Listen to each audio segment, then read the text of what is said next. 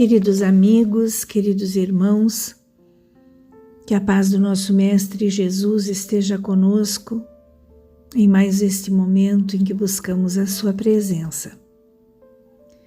Este é um momento muito especial, uma semana muito especial para nós, trabalhadores do Lar Fabiano de Cristo, porque a nossa casa completa 48 anos desde a sua fundação.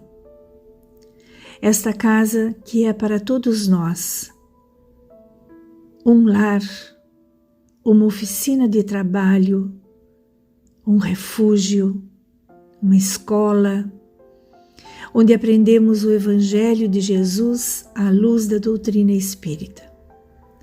Somos profundamente gratos a Deus, nosso Pai, a Jesus, nosso irmão e mestre, e a Fabiano de Cristo, nosso guia e mentor, pela oportunidade de aqui estarmos, pela oportunidade do trabalho e do aprendizado que esta casa nos proporciona. Pedimos que a espiritualidade amiga cubra de bênçãos esta casa, que é refúgio de tantos, acolhe a cada um, sem perguntar de onde vem ou por que chegou até aqui. Que Jesus nos abençoe e nos fortaleça.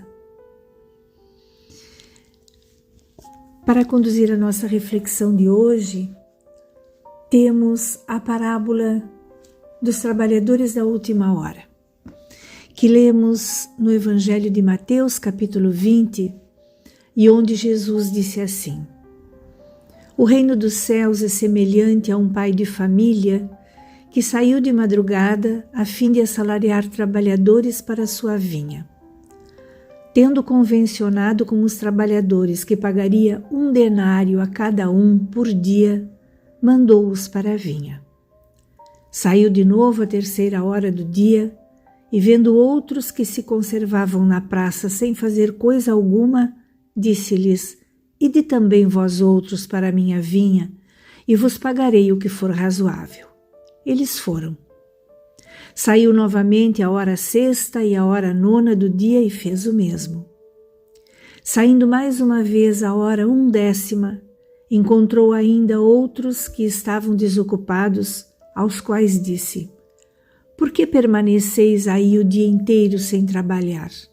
Disseram eles: É que ninguém nos assalariou. Ele então lhes disse: Ide vós também para a minha vinha. Ao cair da tarde, disse o dono da vinha ao administrador dos seus negócios: Chama os trabalhadores e paga-lhes, começando pelos últimos e indo até os primeiros. Aproximando-se então os que só à 1/10 hora haviam chegado, receberam 1 denário cada um. Vindo a seu turno os que tinham sido contratados em primeiro lugar, julgaram que iam receber mais, porém receberam apenas 1 denário cada um. Recebendo-o, queixaram-se ao pai de família, dizendo: Estes últimos trabalharam apenas 1 hora, e lhes dás tanto quanto a nós, que suportamos o peso do dia e do calor. Mas respondendo, disse o dono da vinha a um deles: Meu amigo, não te causo dano algum. Não convencionaste comigo receber 1 denário pelo teu dia? Toma o que te pertence e vai-te. Apraz-me a mim dar a este último tanto quanto a ti. Não me é então lícito fazer o que quero? Tens mau olho porque sou bom? Assim os últimos serão os primeiros e os primeiros serão os últimos, porque muitos são os chamados e poucos os escolhidos. Vamos procurar primeiro contextualizar esta parábola para entendê-la melhor. Ao tempo de Jesus, o orgulho dos que formavam as camadas superiores do povo judeu erguia uma barreira entre eles e os que não adotavam a lei de Moisés. Esses judeus se consideravam privilegiados acreditando serem os únicos merecedores das graças do Senhor, por terem nascido hebreus e não gentios ou pagãos. O mestre, que não perdia nenhuma oportunidade de ensinar, queria abater essa soberba, esse orgulho, essa vaidade, e queria ao mesmo tempo animar os esforços daqueles recém-chegados ou convertidos. Por isso disse: os primeiros serão os últimos e os últimos serão os primeiros, pois muitos são chamados e poucos os escolhidos. Vamos pensar na parábola. À primeira vista, pode parecer que o senhor da vinha estava sendo injusto, porque seria falta de equidade pagar o mesmo salário, tanto para os que trabalharam 12 horas como para os que trabalharam 1/10 da jornada. Seria injusto se todos tivessem a mesma capacidade de trabalho e a mesma eficiência. E ele levava isso em consideração. Se medirmos o mérito de cada trabalhador por aquilo que ele produz e não pelo número de horas trabalhadas, não interessa ao patrão quanto tempo é necessário para a realização de uma tarefa contratada. Ele vai pagar pela tarefa contratada.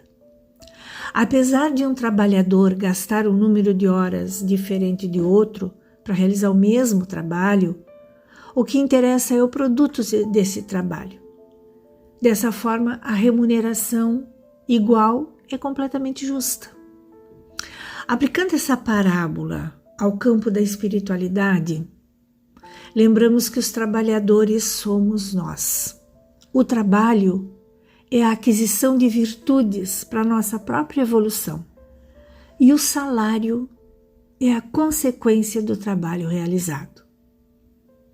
Para alcançarmos o progresso espiritual, que é destino de todos nós, alguns precisam de menos tempo, outros precisam de mais tempo, conforme o empenho individual e o bom ou mau uso que façamos do livre-arbítrio. Nós somos os trabalhadores da última hora, nós que aqui estamos ouvindo esta reflexão. Quando compreendemos a tarefa para a qual Jesus nos convida e entendemos que o Mestre levará em conta o nosso esforço, a nossa boa vontade e não o tempo que iremos precisar para realizar essa tarefa, não devemos hesitar em começar o trabalho tão necessário a cada um de nós. Comparando a jornada evolutiva de espíritos imortais que somos a um caminho, e comparando o Evangelho à bússola que orienta os nossos passos, aqueles que primeiro tomarem o conhecimento do Evangelho, que podemos resumir na lei de justiça, amor e caridade, mas que não aplicarem o Evangelho à sua vida prática, serão os últimos a chegar ao destino, porque acabam escolhendo atalhos duvidosos ao invés de seguirem evoluindo em linha reta, tendo o Evangelho do Mestre como bússola e a jornada evolutiva como caminho individual que nos leva à perfeição. Ao contrário, os que chegarem por último ao conhecimento do Evangelho, tomarem por último conhecimento do Evangelho, mas se esforçarem por aplicá-lo na vida prática, para crescer espiritualmente, serão os primeiros a alcançar o objetivo, que é a melhoria moral, a perfeição. Esses últimos a chegarem vão ser os primeiros a serem escolhidos, aqueles que vão ser escolhidos em primeiro lugar para viver a vida de paz que Jesus nos promete. E em se tratando de autoaprimoramento, que requer esse esforço para a aquisição de virtudes e qualidades morais, o número dos retardatários costuma ser muito maior do que o número daqueles que perseveram na caminhada. Por isso, precisamos refletir sobre como estamos seguindo. O que estamos fazendo com o conhecimento que já temos das lições do Mestre? O que mudou no nosso comportamento a partir das reflexões que fazemos a respeito do Evangelho? O que mudou na nossa conduta? O que mudou no nosso pensamento? Como tratamos os outros? Como valorizamos aquilo que já temos? Ou ainda vivemos reclamando do que não temos? Brigando com Deus porque a nossa vida não é exatamente como nós gostaríamos que ela fosse. Como estamos enfrentando as dificuldades que a vida nos dá cotidianamente como instrumento de aperfeiçoamento moral, de evolução? Como estamos crescendo em compreensão? Estamos crescendo, estamos sendo mais compreensivos, estamos sendo mais tolerantes, estamos sendo mais pacientes? Compreendemos o nosso irmão que não está tão bem e que por isso nos trata de uma forma menos amistosa? Ou saímos por aí respondendo no mesmo tom às agressões ou grosserias que porventura nos cheguem?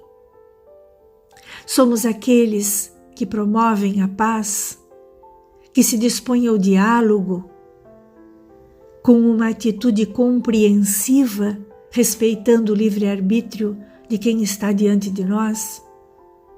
Somos aqueles que servem, auxiliam, têm compaixão,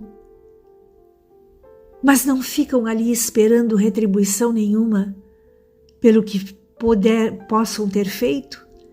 Somos aqueles que já temos a condição moral de compartilhar as nossas aquisições, os nossos bens, sejam eles bens materiais, sejam eles bens espirituais, já temos a condição de compartilhá-lo com quem caminha conosco? Esta parábola, na verdade, nos enche de esperança, porque nela Jesus nos ensina que qualquer momento é um momento oportuno para começarmos a cuidar do nosso aperfeiçoamento.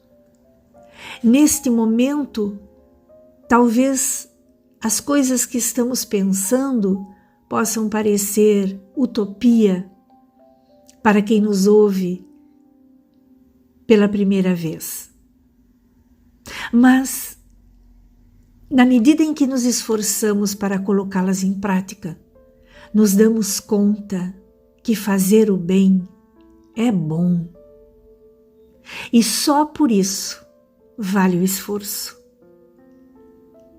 Nós temos um amigo espiritual que sempre nos diz: é bom ser bom. Se já és bom, procura ser melhor.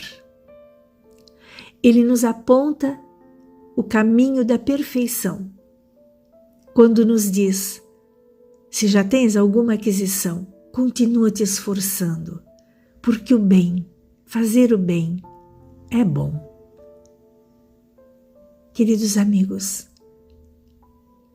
que a paz do nosso Mestre Jesus esteja com todos nós, que acalme todas as dores, aquiete todas as angústias, asserene todos os pensamentos, fortaleça todos os espíritos, para que nós possamos, assim renovados, continuar nesse esforço cotidiano de nos tornarmos melhores.